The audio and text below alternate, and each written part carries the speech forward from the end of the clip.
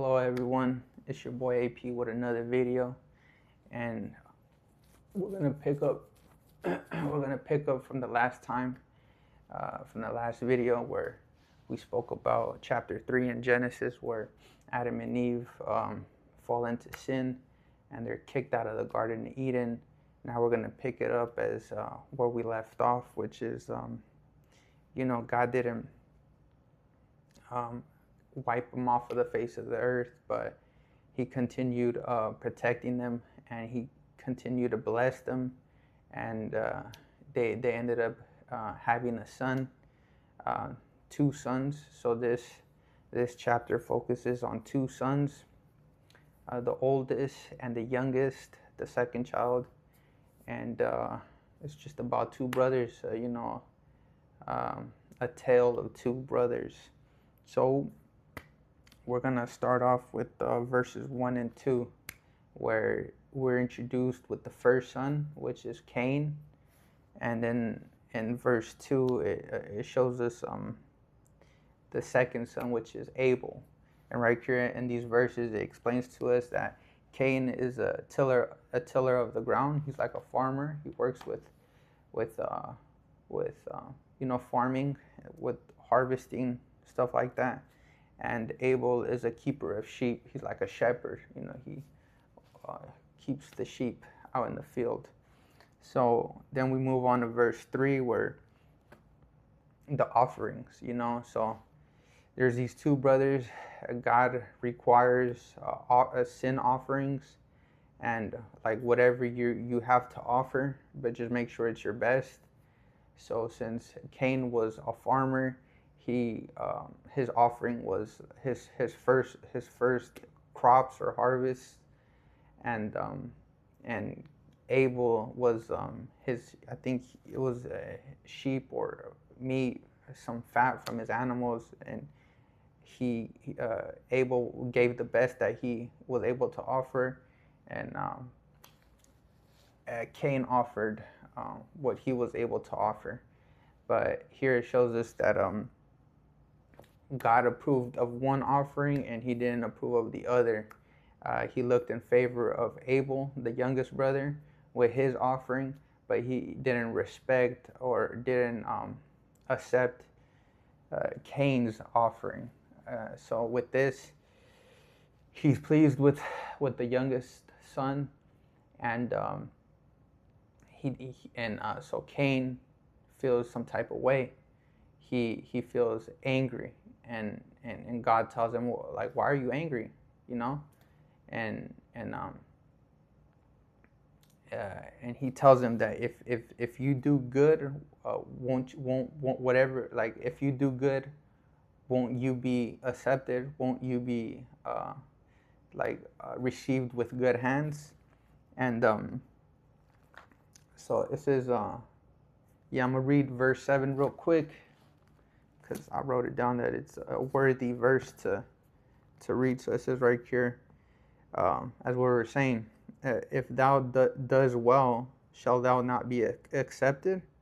And if thou does it not well, sin lieth at the door, and unto thee shall be his desire, and thou shalt rule over him.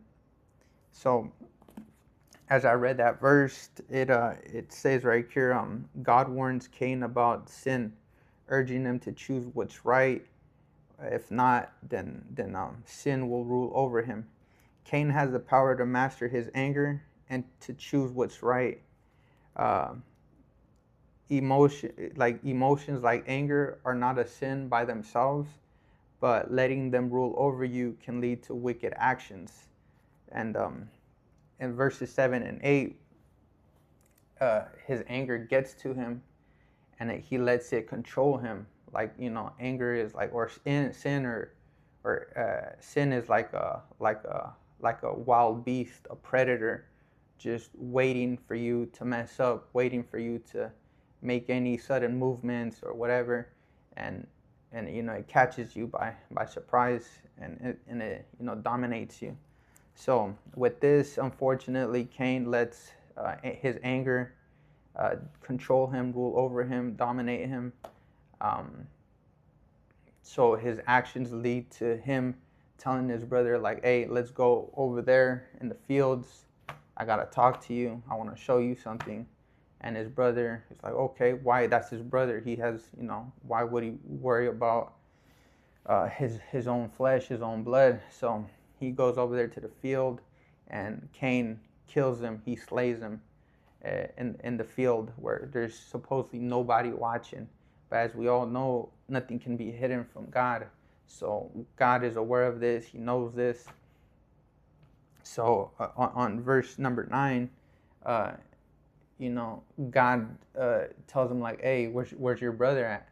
And he's like here in his statements, it clearly shows that he has no remorse. He doesn't feel guilt about what he's done. He's also lying to God, saying that he doesn't know where he's at. So he's just completely showing no regards or remorse for what he's done. And his statement, or what he says, is like, am I my brother's keeper? Like, am I his babysitter? So it shows here that he doesn't regret what he's done. And on verse 10 it says that God says that the voice of your brother's blood cries out to me from the ground. So even earth itself is hurting and has been damaged, due to the sin that has occurred. So he lets him know that I'm aware of this, that the sin that you have committed. Here on verse 11 it says, Cain is cursed by God. Cain loses his livelihood as a farmer and has no permanent home. He is forced into a life of restlessness. Cain has spilled his brother's blood, so therefore the ground rejects him. He is a fugitive and a wanderer. He has no permanent home. He has no community. He has no safety, and a deep internal spiritual restlessness away from the presence of God. And on verses 13 and 14, Cain, God is explaining them like, yo, you did this. This is your punishment. And he starts explaining what's going to happen to him. So in verse 13 and 14, Cain's punishment is too much to bear for him. He is worried for his life, and he's worried for his life, for other people that might be seeking revenge, and then but on verse 15, God shows mercy to Cain by protecting his life, by warning anyone who tries to kill him will face sevenfold punishment to protect Cain. If someone kills Cain, then the punishment will be 7 times worse than what Cain received his original punishment. So God makes this aware to everyone, so everyone knows that this is possible if Cain is killed.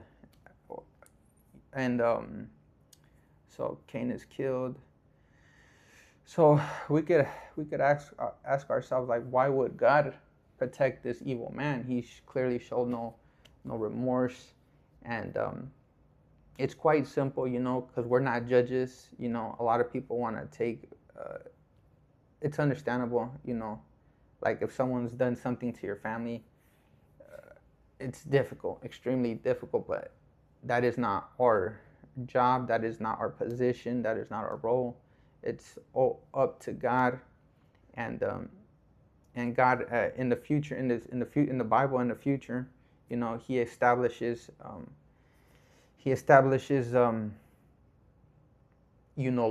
laws and judges to hand out proper judgment to each person, because that way God establishes that way. But meanwhile, there's no judges on the earth yet, and there's no laws like solid laws to be upheld in this time.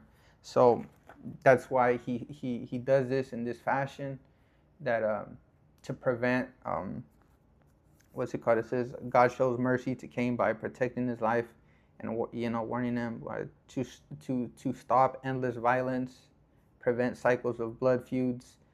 God will judge Cain personally. And after that, he leaves from the face of God, and he moves east from the Garden of Eden. And there it says on verses 16, it says that Cain is dwelling in the land of Nod, as I said, in the east of the garden. And Cain had a son named Enoch. And then he built a city named after him. And Enoch had a son named Irad, and Irad had a son named Mehujael. And I don't know if I'm saying that right, but you get the the meaning. Then Mehujael had Methuselah, Lamech, and Methuselah had Lamech. Lamech had two wives. One was Ada, and the other one was Zillah. And in verse 20 it says that Ada bore Jabal. He was the father of those who dwell in tents and have cattle. And his brother Jubal was the father of those who handle the harp and the organ, or also flute.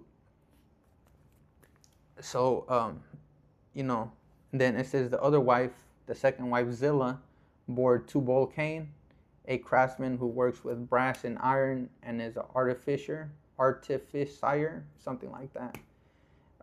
So I'm gonna read verses 23 to 24 because it's like a difficult, not a difficult, but just a confusing poem.